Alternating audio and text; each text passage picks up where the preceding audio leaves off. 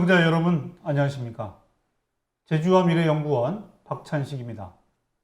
제주와 미래연구원과 한라일보의 공동기획으로 제주의 정책 현안을 점검하고 시민들의 제안 정책을 토론하는 작은 변화 제주를 바꾸다 시간입니다.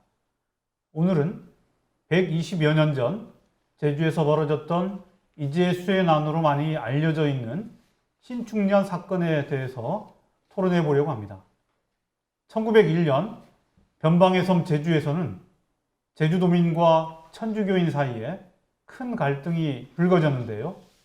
자세히 들여다보면 굉장히 복잡한 사건입니다.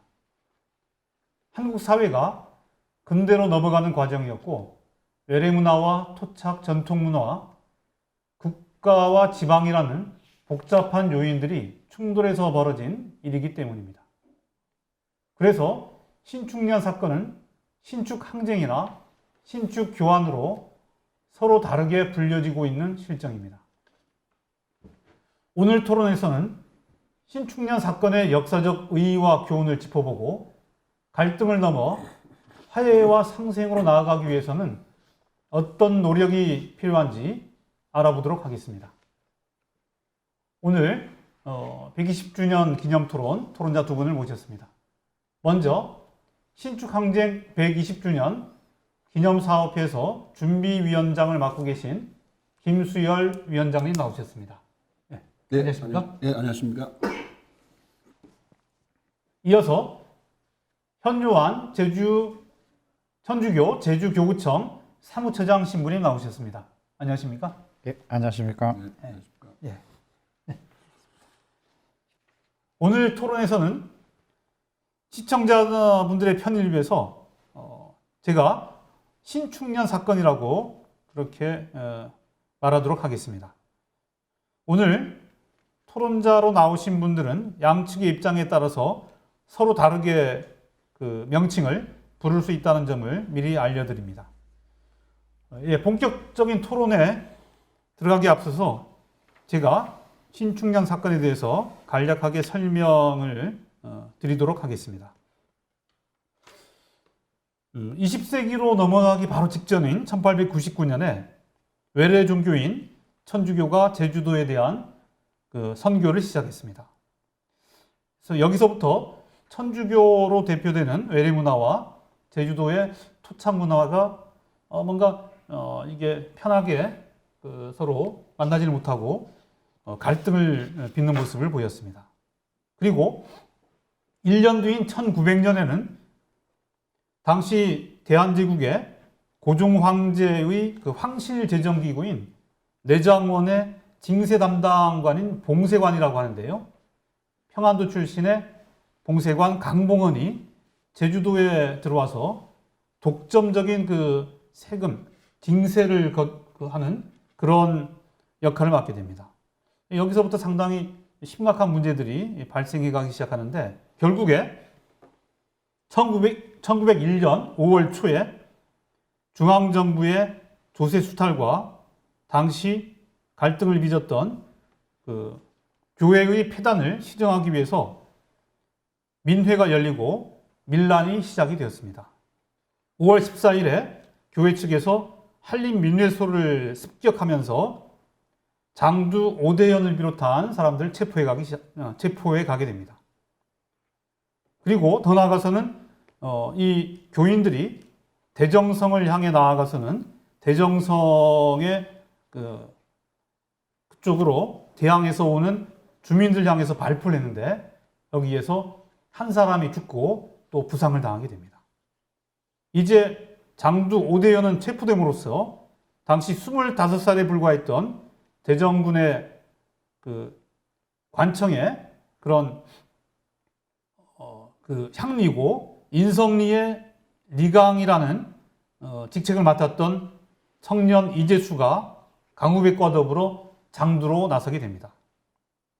그래서 이재수는 서진으로, 강우백은 동진으로 나뉘어서 도민들을 규합해서 세력을 강화시켜서 제주성으로 민군을 편성해서 들어오려고 합니다. 이때 당시 교인들은 제주 읍성으로 쫓겨 들어와서는 제주 읍성을 걸어 잠그고 제주 읍성 안에 있는 그 무기고를 열어서 이제 무장을 하게 됩니다. 그리고 민군은 제주 읍성의 남쪽에 있는 황사평에 주둔해서 상호 대치하게 됩니다.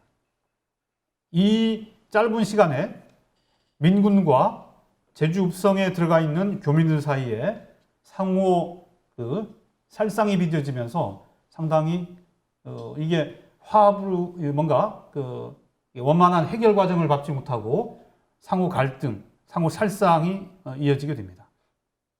결국 서로의 접전 끝에 5월 28일에 제주 성안에 주민들에 의해서 성문이 열리니까 민군은 성내로 진입해서 결국 제주성을 장악하고 교민들을 관덕정 앞에 모여놓고는 수백 명을 한꺼번에 살해하는 그런 아주 비극적인 그런 그 결과로 그렇게 끝나게 됩니다. 1901년 10월에 이 밀란, 이 사건을 장두로 나서서 주도했던 이재수, 강우백, 오대현 세 사람이 서울로 압송이 되어서 평리원의 재판을 받아서 교수형에 처해지게 되고 결국 형장의 이슬로 사라지게 됩니다. 제가 이 1901년 신축년 사건에 대해서 아주 간략하게 좀 개괄적인 내용을 말씀을 드렸습니다. 먼저 신축년 사건이 가진 역사적 의의와 교훈에 대해서 간단히 짚고 갔으면 합니다. 김수일 위원장님, 먼저 신축년 사건의 역사적 의의에 대해서 간단히 좀 짚어주시죠. 네, 방금 박찬식 박사로부터 신축항쟁에 대한 기본적인 개요를 잘 들었습니다. 20세기가 열리는 해였다고 기억이 됩니다. 1901년이. 그때 이런 아주 비극적 사건이 일어났는데요. 물론 결과적으로 봤을 때는 제주도민을 포함한 많은 교인 수백 명이 참담하게 희생당하는 아픔이 있었습니다만 원인 없는 결과가 어디 있겠습니까? 왜 그런 일이 벌어질 수밖에 없었는가 하는 점에도 좀 다시 한번 짚어볼 필요가 있지 않겠나 하는 생각이 듭니다. 그리고 앞서서도 말씀드렸지만 이런 자리가 정말이지 우리가 앞으로 지향해야 될 천주교회 우리 현신부님과 저가 같이 나와서 논의한다는 것 자체가 이미 화해와 상생이 이루어지고 있지 않나 하는 생각도 해봅니다. 제주도민들은 참 이렇게 여러 가지 어려운 여건 속에서 생활을 지탱해 오면서 이중 삼중의 수탈 구조 속에 놓여 있었던 것이죠. 그러니까 예를 들어서 지방 토호 세력으로부터의 갈취가 있었고 중앙에서 파견된 봉쇄관으로부터의 어떤 탈취가 있었고 그것만이 아니라 이들을 제주 당시의 도민들을 더 아프게 했었던 것은 문화적 탄압이 아니었겠나 하는 생각을 합니다. 이에 대해서 이런 것들에 대해서 그냥 분연히 떨치고 일어섰던 게 당시 그게 이재수 신축항쟁이 아닌가 하는 생각이 드는데 그렇기 때문에 저희들 입장에서는 이런 신축항쟁을 바라보는 기본 시각이 제주 공동체를 지켜야 되겠다라고 하는 어떤 그런 생각에서 발생한 것이고 제주의 자존을 지켜야만 했을 수밖에 없는 상황에서 목숨을 내걸고 저항했던 게 신축항쟁이 아닌가 저는 그렇게 생각을 하고 있습니다. 예, 현신부님 어떻게 생각하십니까? 신축년 사건의 역사적 의의에 대해서. 예, 김수열 선생님 말씀에 대해서 전적으로 공감하고 또 사실 이 토론 자리에 나오면서 마음은 상당히 좀 부담이 덜한 시간인 게 1999년도에 그렇죠. 천주교에서는 이미 100주년 기념으로 신축년 심포지엄을 가졌고 또 2002년도, 2003년도에 연달아 2년 동안 제주 1901년 기념사업회하고 이미 화해의 시간들을 미래 선언의 시간들을 가졌기 때문에 이미 그 과정, 원인들 또 일련의 이런 모든 상황에 대해서 우리가 이미 공유하고 있기 때문에 별다른 내용에 대해서 이의를 제기할 것은 없습니다. 이런 차원 안에서 다시 반복되는 얘기이지만 사실 신축년 그 해에 제주도를 둘러싸고 있는 모든 상황 자체가 서두에 말씀드린 것처럼 복잡하고 아주 여러 가지 차원들이 겹쳐 있는 그래서 조선말 왕정 즉 근대화로 넘어가는 시점에서의 그 봉건주의에 대한 저항들, 그래서 중앙과 지방관들의 그런 갈등, 그리고 이른바 이 선교사라고 하지만 그 선교사 뒤에는 이 프랑스라는 그렇죠. 또 외세랄까 제국주의에 대한 저항이 있었고, 또 아까 문화적인 거에 대한 어쩌면 상당히 제주도민들 어쩌면 유림민 유교도 있지만 무속이라는 이 제주 토착 종교가 갖고 있는 그 문화적 정서에 대한 어쩌면 무시랄까 배척이랄까 이 거부감에 대한 아주 심한 저항들, 그리고 토착 향만 세력과 또 이 불란서 신부님을 업은 이 천주교 이 세력들이 이제 갈등을 빚으면서 하여튼 뭔가 종교의 순수함이라기보다는 하나의 사회 세력이 되고, 사회 세력들이 상당히 철저한 자기중심적인 기득권이랄까 다른 사람을 배척하고 파괴시키는 이런 참 인류 역사가 전쟁의 역사이고 다툼과 투쟁의 역사인데, 그게 순수한 종교 그리고 순수한 문화 그리고 역사 안에서 이게 다 복합적으로 엮여져 있는 그런 의미가 있지 않는가. 그리고 그런 역사를 지금 우리도 순수한 존재임에도 불구하고 계속 그런 복합적인 이기심이랄까 기득권 안에서 살아가고 있기 때문에 이 과거 역사를 조명한다는 것은 상당히 역사적으로 의미 있는 작업이다라고 말씀할 수 있습니다. 예, 역사적 의의 교훈 말씀하시면서 지금 우리 현 시대를 살아가는 우리들에게 주는 메시지 교훈이 크다고 생각합니다. 그래서 이런 논의에 대한 이유 그건 일단 넘어가고요. 그 사건에 대해서 조금 한번 각자 혹시 그래도 기념사업회나 그다음 천주교회 측이나 또 생각들이 다를 수도 있다고 봅니다. 그래서 한번 120년 전으로 돌아가서 1901년 사건, 신축년 사건의 성격을 어떻게 바라보겠는가, 왜 입장이 서로 다르게 나오는가, 그래서 원인에 대해서 좀 어떻게 생각하시는지 먼저 천주교회 측 입장 한번 신부님 먼저 말씀을 좀 해주시죠. 예. 현상적인 원인으로는 아주 단순합니다. 이제 세패라고 하죠. 아까 강봉원이라는 중앙 정부가 파견한 이 징수원인 봉쇄관이 어쩌면 1900년 이전까지는 제주도에서는 그런 중앙에 세금을 납부를 하지 않았는데, 어쩌면 이 중앙 징세원이 와가지고 세금을 걷어들인다는 것 자체가 힘든 작업이었고, 또 그 안에서 어쩌면 세금 징수하는데 이제 또 교패라고 할 수 있는 천주교인들이 또 강봉원과 결탁이 되고, 또 신부님들과의 관계 안에서 또 모사를 하고, 그 안에서 치해법권적인 그런 신부님의 등을 업어서 과도한 세금 징수를 하게 되고, 그래서 세패에 대한 어쩌면 원인들이 처음에는 뭐 불거졌지만, 그리고 그런 것들이 이제 점점 이제 문화적인 것들 안에서 이제 종교적인 폐단이랄까, 교회의 폐단이 이제 점점 발생하면서 무소불위의 치해법권적인 그런 과도한 그런 저항을 일으킬 만한 그런 행동들을 하지 않았는가. 이 두 가지 세패와 교패가 합쳐지게 되고, 또 그런 것들이 나중에는 결국 어쩌면 총까지 쏘게 되고 폭력적인 것까지 결탁되면서 이제 불이 이제 완전히 타오르라 버리는 그런 것들이 아닌가 생각합니다. 김수일 위원장님은 또 어떻게 생각하십니까? 그 사건의 원인. 물론 이렇게 종교적으로 봤을 때 포교를 할 수밖에 없겠죠. 선교를 할 수밖에 없는 상황에 대해서 인정하지 못하는 건 아닙니다만, 다시 한번 되짚어보게 되면은 제주라고 하는 이 섬은 한 사람이 살기 시작하면서부터 자기네가 가지고 있었던 종교가 있었거든요. 흔히 쉽게 얘기해서 무속이라고 얘기하는데, 태어나면서부터 돌아가실 때까지 우리는 무속에 의존했고 무속으로 살아왔고 생사고락을 같이 해왔던 그런 어떤 나름의 어떤 종교 형태를 가지고 있었는데, 5,000년의 역사를 가지고 있는 그러한 종교에 대해서 천주교라고 하는 세력들이 와서 일방적으로 그런 것들을 무시하고 새롭게 이렇게 자기네 종교로 이렇게 끌어들이는 인입하는 과정에서 너무 지나치게 무리하지 않았나. 두 번째는 업신여겨버리지 않았나. 무시해버리지 않았을까. 그게 제주 사람들의 자존심을 가장 크게 건든 게 아닌가 하는 생각이 듭니다. 물론 그 전에 이중적 수탈 구조는, 경제적인 수탈 구조는 그 이전에도 있었죠.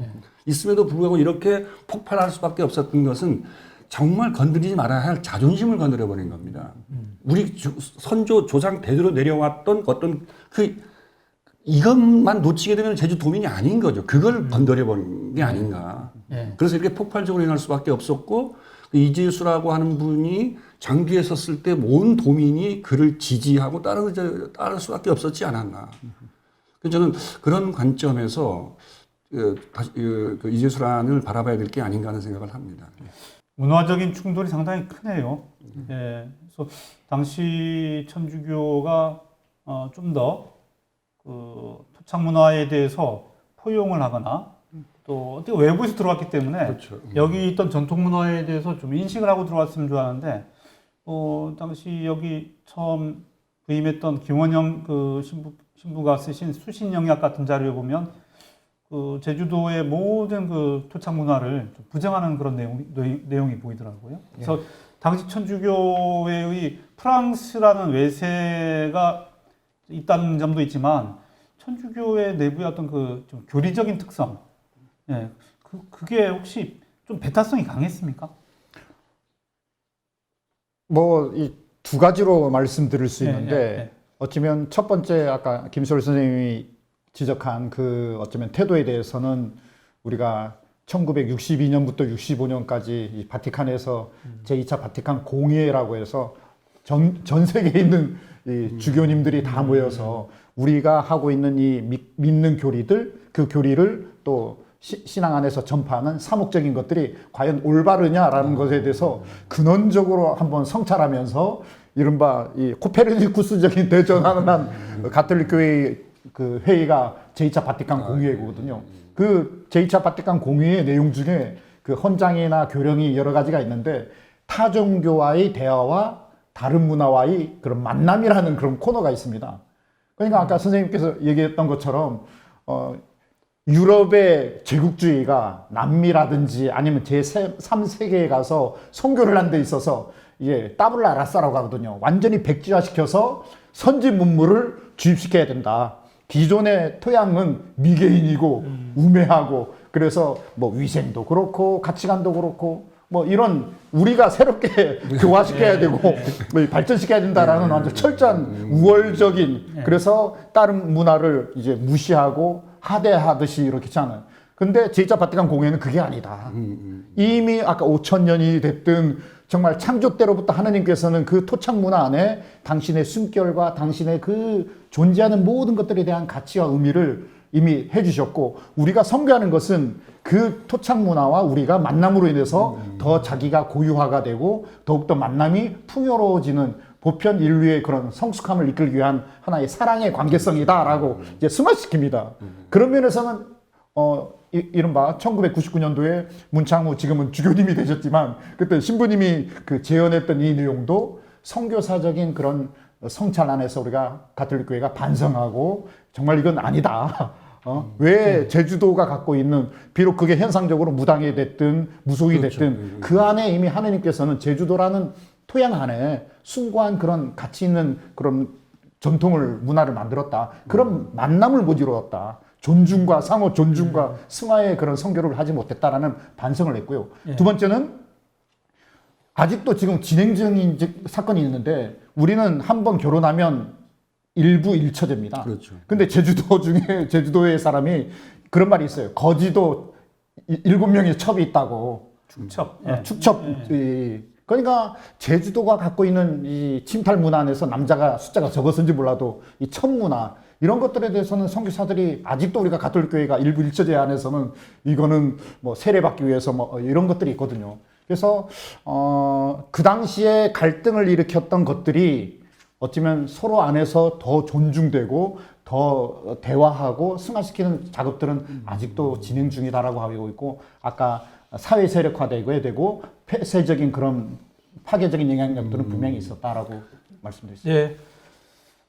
이제 과거 얘기 뭐 그다음 그러면서도 어떤 교회의 어떤 그 배타적이고 그다음 포용적인 입장 또 토착 문화와의 어떤 만남에서 이게 달라지는 그런 변화의 모습도 말씀을 해주신 것 같아요. 또 그런 내용 됐고 좀 현실도 한번 짚어보고 이제 미래지향적인 내용도 좀 얘기를 할 텐데 지금 현재까지도 120주년이 되는데도 우리 일반 제주도민들은 향토사가들도 그렇고요. 이 사건을 보통 이재수의 난, 이재수란, 밀란이라는 용어를 많이 써요.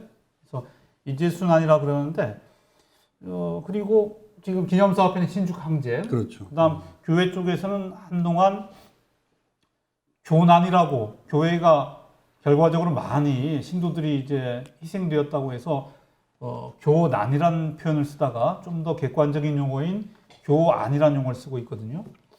지금 그렇게 명칭들이 다양하게 이렇게 좀 쓰이고 있는데 글쎄요. 우선 이재수란이라고 할 때 왜 이재수란 이름이 거기 꼭 붙여지는 게 제주도민들의 일반 인식인지 한번 김수일 위원장님 말씀해 주시죠. 네.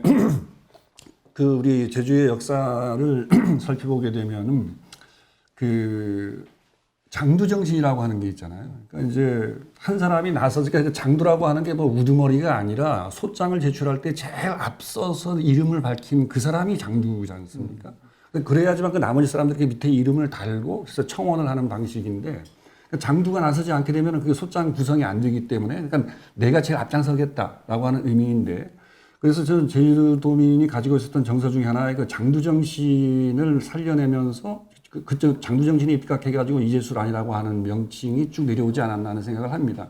저는 개인적으로 그 이재수란이라고 하는 명칭보다는 신축항쟁 우리 쪽 입장에서는 그런 식으로 불려지는 게 옳지 않나는 생각이 뭐냐면 한 개인을 우상화시키기 위함이 아니기 때문입니다.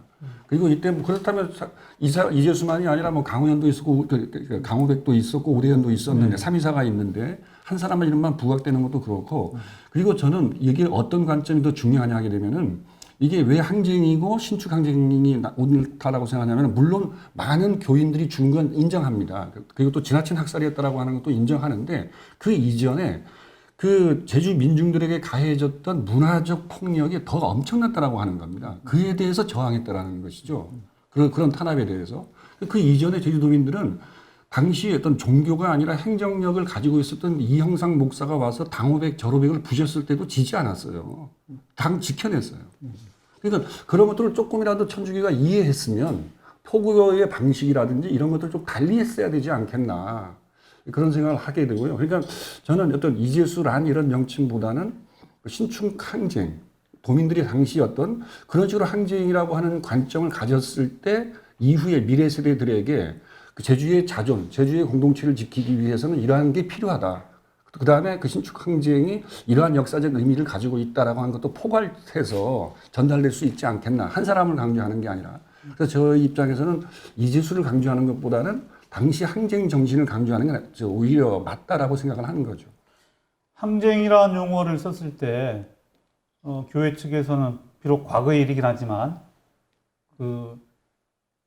이재수를 비롯한 장두의 또 그 칼에 희생되었던 또 수많은 신도들도 있거든요.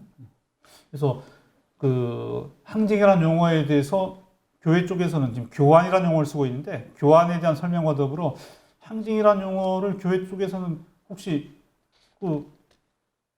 어떻게 생각하시는지 말씀해 주시죠. 아까 우리가 계속 토론회에서 뭐 원인이나 과정 안에서 그런 천주교가 빌미를 제공하고 그리고 영린이라고 할 수 있는 건드려서는 안 되는 제주도인의 그런 자존감의 그런 문화적인 것들, 종교적인 것들, 그 종교가 갖고 있는 정신적인, 근원적인, 실존적인 그런 의미들을 건드렸기 때문에 거기에 대한 저항이라는 건 분명히 맞는데, 그리고 선생님께서도 말씀하셨듯이 그렇다면 저항까지는 좋은데 천주교 신자가 이제 308명, 뭐 346명 뭐 이렇게 희생 묻지마 처형이 돼버리게 되고 그 결과적인 거에 의해서 법적으로 이제 또 보상되게 황사평이 그렇죠. 땅이고 지금 우리 종교묘지이고 한데 그래서 저항이라는 단어에 대해서 충분히 공감이 되나 그게 다 담고 있지는 못하다.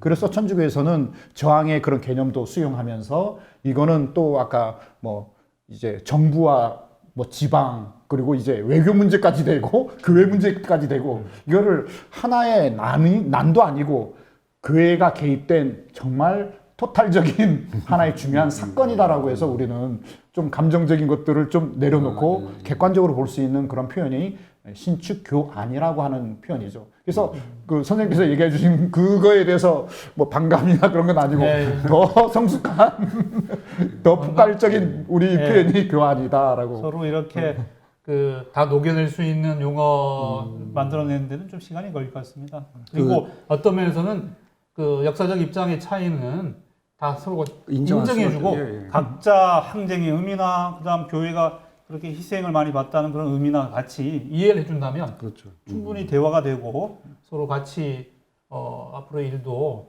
이렇게 서로 얘기해 볼 수 있지 않겠나 생각을 합니다. 뭐 그냥- 조금 더 부연할 게 예, 있습니까? 뭐 아까도 현시민도 말씀하셨습니다만은 그 102주년 되는 해였다고 생각이 되는데 그 천주교 측하고 그 신축 우리 쪽하고 이렇게 만나가지고 공동선언문도 채택 미래지향적인 2003 년도에 예, 하지 않았습니까? 그 미래선언을 보게 되면은 중요한 의미가 하나 뭐냐 하게 되면은 그 이 어떤 그 이재수 그러니까 신축 항쟁에 대한 어떤 역사적인 가치 그 다음에 이런 것들은 미래 세대에 미뤄두고 우선 화해 정신과 상생의 정신으로 나아가자. 그러면서 우리가 지금 120주년을 맞이하고 있거든요. 그렇기 때문에 저는 여기서 우리가 바라보는 물론 가해자가 있고 피해자가 있다 보게 되면 관점에 따라서 분명 사건은 달리 보이는 건 당연하지 않겠습니까? 그럼에도 불구하고 저는 함께 할 수 있는 분은 분명히 존재하리라고 생각합니다. 그래서 그런 것들을 찾아서 같이 아픔을 같이 나누고 또 사과할 건 사과하고 화해할 건 화해하는 그런 상생의 정신이 필요하지 않겠나 그런 생각을 합니다. 이제 2003년도에 아까 미래선언 김수일 위원장님 잠깐 말씀하셨는데 그 이야기를 잠깐 짚어보고 하겠습니다. 그때 당시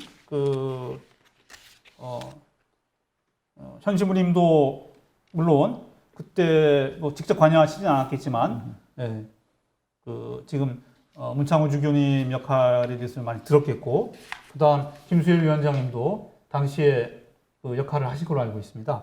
그래서 이에 대해서 아주 그 간략한 미래선언의 어떤 내용만 좀 먼저 미래선언 다시 한번 확인해 보니까 지금 와서 생각해도 너무 그때 참 잘했다는 생각이 들어요.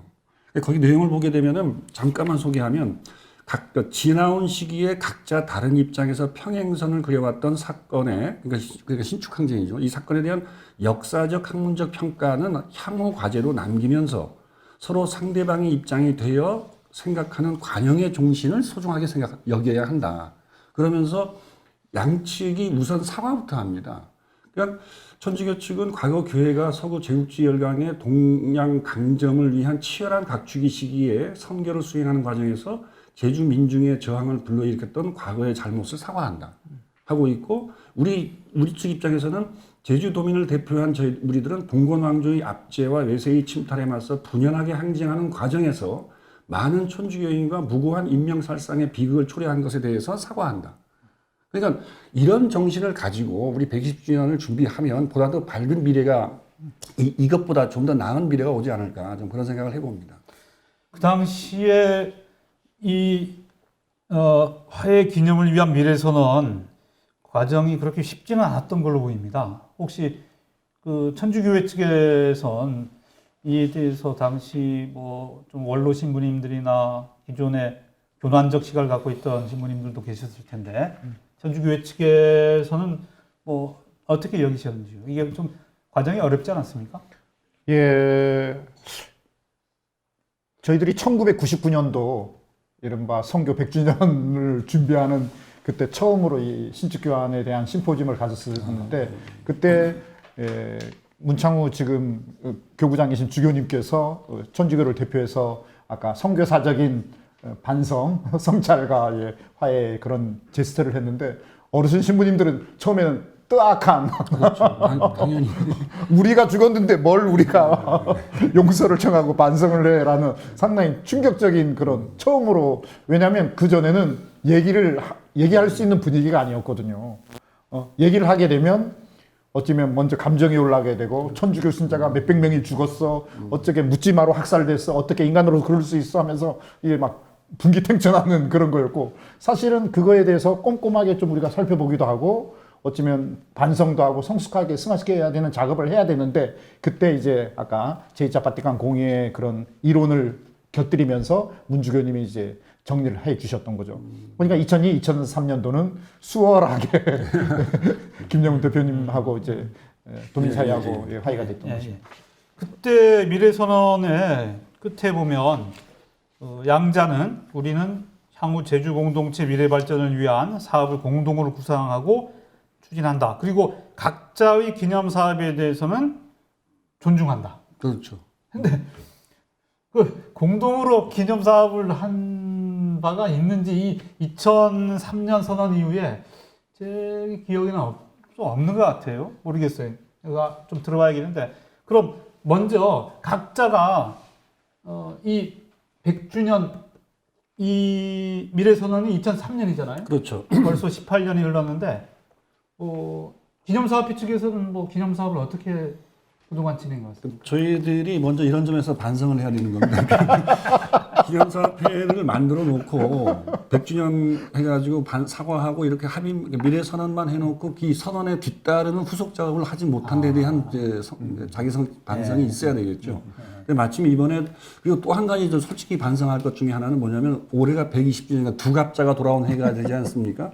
120주년이 됐음에도 불구하고 사전에 저희들은 천주교 측에 대해서 정말 존경을 표하는 게 미리 120주년을 위해서 준비해왔다는 얘기를 들었습니다. 그러니까 저희들은 준비 못했습니다. 그래서 이제야 좀 허겁지겁 준비를 하고 있는데요. 그래서 저희들이 조금 일찍 준비가 됐으면 천주교 측하고 처음서부터 다시 논의를 하면서 이 미래선언 정신에 입각해서 같이 할 수 있는 사업이 뭐 어떤 게 있을까라고 하는 논의가 있었으면 좋았을 텐데 그 점에 대해서는 상당히 죄송스럽게 생각하고 지금이라도 저희들이 준비가 되는 대로 그 천주교 측의 사업과 그러니까 공유할 건 공유하면서 논의가 이루어졌으면 하는 바람을 가지고 있습니다. 예, 지금 현재 상황까지도 같이 말씀해 주셨는데 신부님도 마찬가지로 교회 쪽에서는 그 2003년 이후에 혹시 교회 나름의 기념 사업을 어떻게 진행했고 또 그 선언에서 우리 같이 하자는 얘기를 그때 서로 공감한 걸로 알고 있는데 교회 쪽에서 그래도 딱 여기 세력화되어 있기 때문에 기념사업회는 얼마 없어서 해소된 걸로 알고 있는데 그렇죠.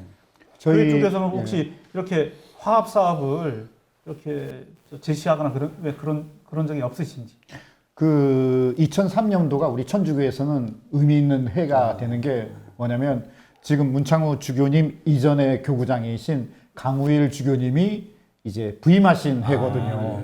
그래서 강우일 주교님이 부임하셔서 또 이제 미래 선언이라는 게 됐다란 말이죠. 그렇죠. 그 미래 선언의 가장 중요한 것은 우리 자신이 먼저 반성입니다. 그 반성 중에 가장 중요한 내용은 성직자 중심주의여서는 안 된다. 신부님을 중심으로 해서 어쩌면 이 권력화되고 이 섬김을 받으러 온 것이 아니라 섬기러 왔다라는 근원적인 거에 대한 그래서 교회 시스템이 이제 소공동체화되는 체질 개선이 됩니다. 이제 제주교구 안에서 그리고 또 이제 강정이라는 그렇죠. 해군기지 그리고 이제 제2공항 그리고 또 지난 이제 그 저희들이 이제 순례길이라고 해서 제주도 올레길이 있지만 그 올레길 안에 그 순례길들을 만들면서 신축 교환에 대한 신자들한테 객관적인 정보 거기에 대해서 순례하면서 우리가 반성할 수 있는 이런 치유 프로그램들 그리고 4.3이라든지 한배 재단이라고 해서 한국하고 베트남 그 어쩌면 이 또 다른 그 신축 교환이고 또 다른 4.3이 될 수 있는 그렇죠. 한국과 베트남 이런 것들 그러니까 강우일 주교님께서는 꼭 대외적인 어쩌면 파트너십이 아니라 우리 안에 먼저 의식화 교육 또 구조적인 거 그리고 여러 가지 뭐 컨텐츠적인 것들을 하면서 계속 사회와 제주도 사회와 호흡을 했고 또 뭐 발전해 가지 않았나. 그리고 그거를 승화시킨 게 이제 올해 문창우 주교님이 교구장이 되면서 처음으로 또 이제 신축교환에 대한 얘기를 하신 것. 그러니까 저도 그 좋은 말씀이신데 꼭 그 우리 측하고 그 신축년만 가지고서 어떤 일들이 이루어졌나라고 이렇게 그 우리 사회자님께서 질문하셨는데 저는 이 두 측에서 이루어지는 게 아니라 천주교 측인 경우에는 2003년 이후에 상당히 많은 실천을 하지 않았나 하는 생각을 합니다. 네. 예를 들었을 때 아까 말씀드렸던 게 뭐냐 되면은 어떤 외세에 의한 제주 침탈, 다시 말해서 어떤 군사력에 의한 침탈에 해당하는 뭐 강정 해군기지 문제라든지 제2공항 문제라든지 이런 문제들에 대해서 천주교의 그 중심 세력들, 천주교인들이 정말 적극적으로 해서 줬거든요. 저는 그 천주교 안에 이재수가 있는 줄 알았어요, 진짜. 그래서 너무 오히려 이재수가 함직한 일을 교인들이 정말 해주신 겁니다. 그런 점에서 정말 존경과 존경을 표할 수밖에 없어요. 네, 사상 문제 해결에도 적극적으로 좀 해주셨죠. 전향적으로 같이 나섰던 것 같고 하지만 그럼에도 불구하고 우리의 신축 이 사건의 신축년 사건의 가장 중요한 유적이라고 볼 수 있는 관덕정 광장과 그 다음에 황사평은 같이 겹쳐 있거든요. 그 민군에 주둔지면서 나중에는 천주교 그 신축년 사건 때 희생된 사람들의 매장지이기도 했고 관덕정 광장도 물론 그 민군이 제주성을 장악했다는 어떤 상당히 그런 나름대로 민중항쟁으로서의 그 성취하는 모습도 있었지만 그 앞에 또 수많은 교인들이 죽어나갔던 희생터이기도 하고 이런 게 중첩돼 있거든요. 그러므로 뭔가 원래 120주년 맞이해서 물론 다 외향적으로 나가서 이제 서로 이 사회를 위해서 열심히 일해오신 그런 부분들에서 공감대도 있지만 그래도 일반 도민과 천주교인들, 일반 시민들의 관심과 참여를 이끌어내기 위한 뭔가 상호 연대 사업이랄까, 기념 사업이랄까 이런 것도 좀 생각해 보면 어떻겠는가 싶습니다. 우선 그 지금 천주교회 쪽에서 먼저 120주년 사업의 준비를 하고 있는 것 같아요. 예. 그 말씀을 좀 소개를 해주시죠. 먼저 120주년을 맞아서 올해 우리 천주교에서는 아까 5월 28일 날 제주성이 열리게 되고 수백 명이 희생된 그 날입니다. 그 날을 저희들이 한국교회사 연구소하고 천주교 제주교구가 같이 신축교환 120주년 심포지엄을 합니다. 그래서 다시 한번 신자들에게도 교육의 기회가 되고 도민사회에 대해서도 정말 사죄와 용서를 청하면서 정말 이게 그냥 하나의 사건으로 지나가는 것이 아니라 우리가 역사를 되돌아보고 이들의 죽음이 그냥 무의미한 죽음이 아니라 미래 우리 세대 또 일상 안에서 벌어지는 것들을 우리가 기억하고 승화시키는 힘이 된다고 해서 신축교환 기억과 화합이라는 제목으로 심포지엄을 열고요. 그리고 5월 29일 바로 다음 날 토요일 날 저희들이 그 황사평 그곳에 화해의 탑을 제막식을 합니다. 그래서 정말 용서를 청하고 서로 화해하고 또 잊지 말자 그리고 화합하자라는 도민사회와 적극적인 그런 화해의 탑을 제막하면서 또 그날 도민사회와 신자분들이 함께 황사평에서 중앙성당까지 이렇게 관덕정을 관통하면서 순례하는 행사를 하고요. 그날 저녁에 346명의 그런 천주교인들뿐만이 아니라 이재수와 강우백과 이런 오대현이라는 그리고 그 밖에도 희생된 수많은 신축교환에 희생된 모든 분들을 위해서 위령 미사를 봉헌합니다. 그리고 이제 9월 달에는 관덕정이나 황사평만이 아니라 사실은 저희들은 관덕정에 화이탑을 세우고 싶은데 관덕정이 신축교환의 현장만이 아니라 사삼이라든지 제주도 안에 역사의 한가운데이기 때문에 행정기관에서도 이거 참 신중한 표현이어서 저희들이 계속 어쩌면 관계를 맺고 있습니다만 황사평뿐만 아니라 관덕정이나 9월 달에는 구체적으로 한논 그 성당터에 또 화이탑을 제막식을 하려고 합니다. 예. 그런 행사를 지금 올해 준비하고 있습니다. 예, 기념사업회는 예전에 만들어졌던 게 지금 해소되어 있는데 다시 이번에 재구성을 하고 있는 걸로 알고 있는데요. 지금 준비위원회 구성이 된 거잖아요. 예, 어떤 지금 계획을 지금 세우고 있습니까? 지금 2월 지난달서부터 그 준비위원회를 준비하기 위한 준비위원회 구성을 해서 그 준비를 하고 있습니다. 지금 그래서 한 3월 달에 이번 달 내로 준비위원회 발족을 지금 계획하고 있고요. 그 다음에 이번 달과 다음 달까지 해서 추진위원회를 구성해서 범도민적으로 이 사람들을 그 추진위원으로 모셔가지고 이번 120주년을 맞이하는 그 신축항쟁에 대해서 많이 공유하고 같이 알려나갈 계획으로 있습니다. 그리고 이제 5월 15일 날이 그 모슬포 그 삼성이죠. 그러니까 대정에서 그 민군이 출정했던 날로 기록이 나옵니다. 그래서 5월 꼭 그날에 하는 게 아니라 상징적으로 그날 정도에 해서 기념사업회에 좀 발족을 생각하고 있고요. 그다음에 구체적인 사업에 대해서는 뭐 다양한 논의들이 이루어지고 있는데요. 한 가지 분명한 건 뭐냐면 그렇게 그런 그 제주도민들에 대한 문화적 탄압에 대해서 저항했던 그 20세기를 열었던 엄청난 사건임에도 불구하고 도민 이름으로 만들어진 어떤 기념비가 하나도 없어요.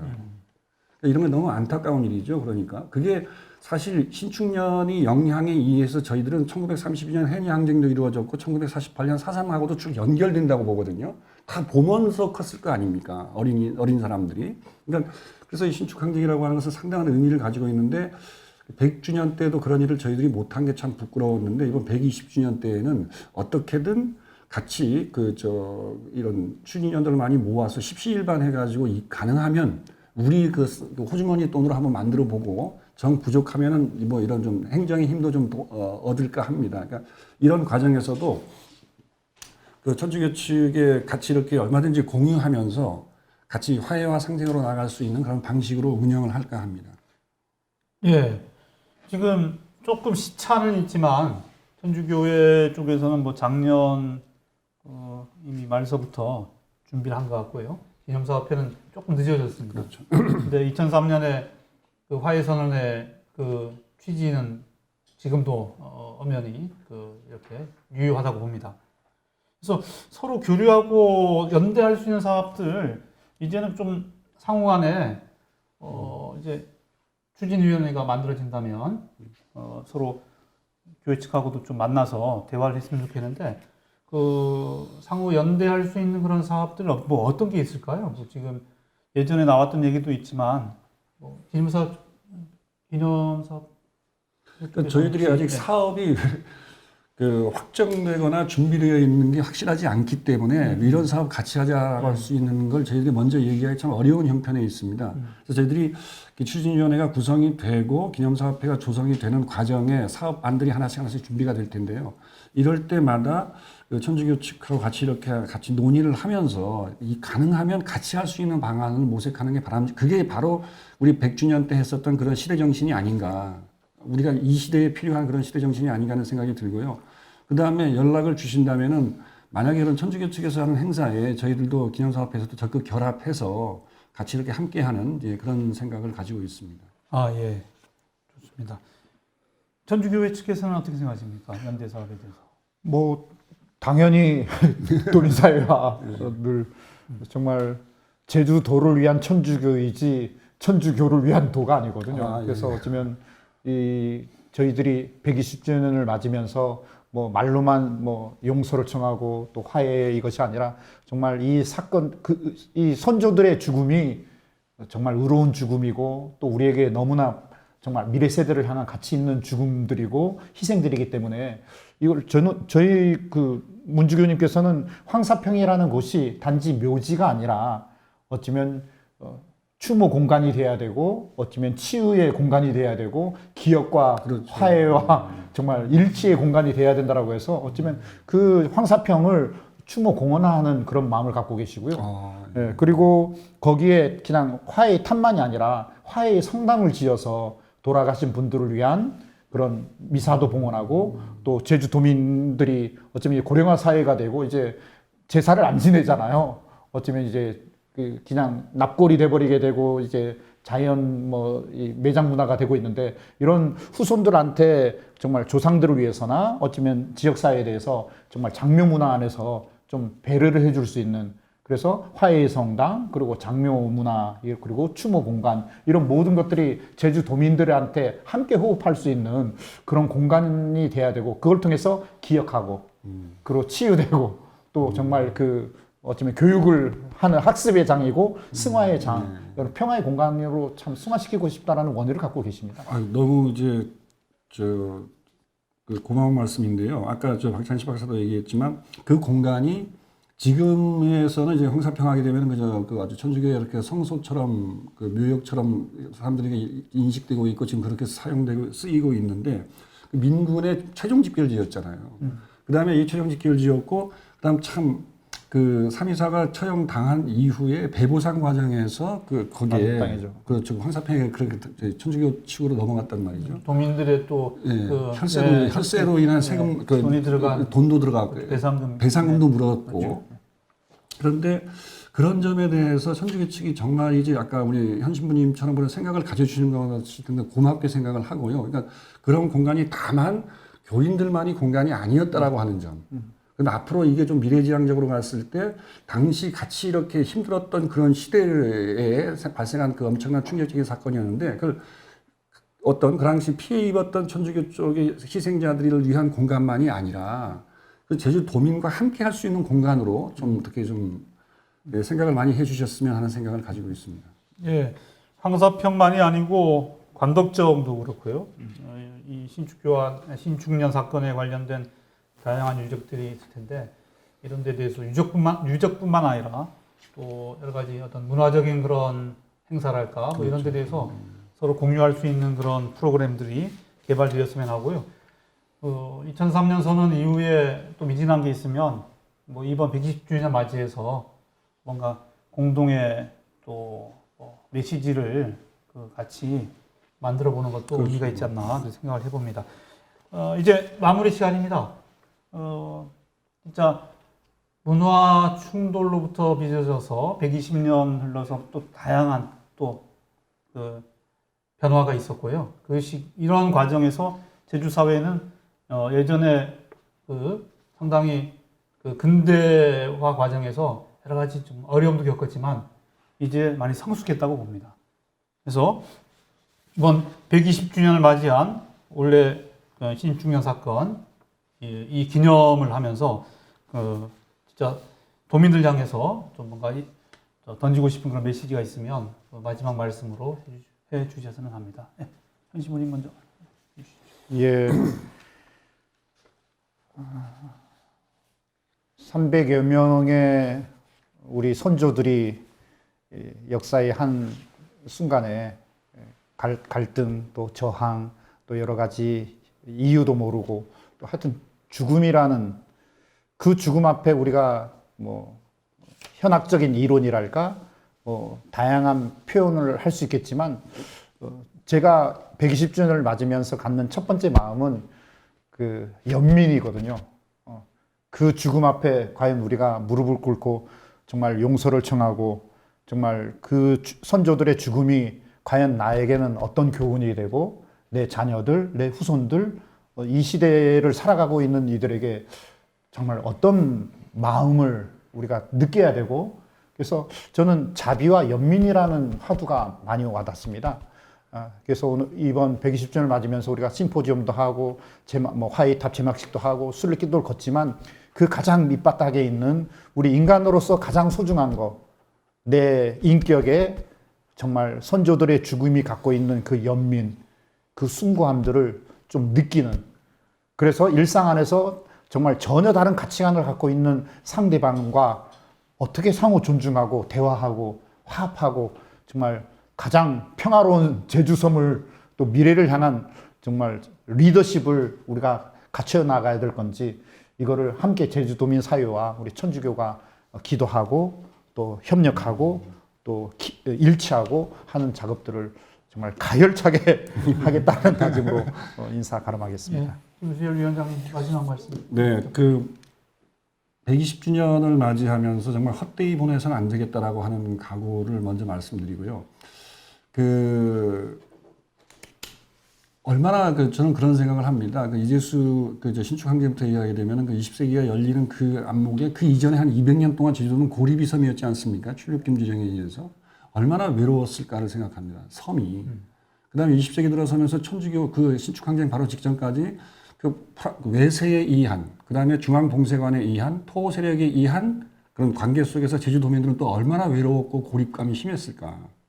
그리고 뭐 식민지 시대도 마찬가지고 사상까지도 저는 더 이상 제주 사람들은 외롭게 해서는 안 된다라는 생각을 합니다. 고립시켜서는 안 된다고 생각해요. 그러면서 저는 아까도 120주년 맞아가지고 천주교가 그 이후에 우리 100주년 그때 공동 미래선언 이후에 당시 그런 우리를 외롭게 하는 것들에 대해서 저항해 주신 것에 대해서 너무 고맙게 생각하고요. 그게 뭐 제2공항이 됐든 강정 문제가 됐든 그래서 이번에도 그런 시대 정신을 같이 공유하면서 도민들을 위한 그 어떤 사업, 도민들을 위한 그 어떤 신축항쟁 기념 사업이 되었으면 하는 생각을 가지고 있습니다.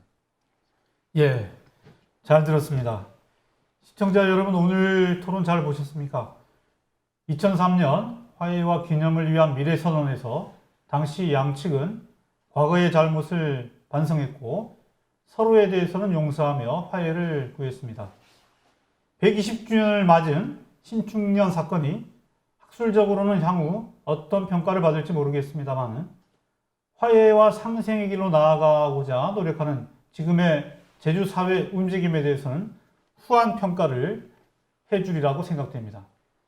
그런 의미에서 조만간 서로 연대해서 같이 하는 기념사업, 또 이 신축년 사건 관련된 유적지에 대해서 또 같이 뭔가 표양하는 그런 사업, 이런 것들, 그리고 또 발전된 진짜 제주 사회 미래 발전을 위한 그런 메시지, 뭐 이런 것도 나오지 않을까 조심스럽게 기대해 봅니다.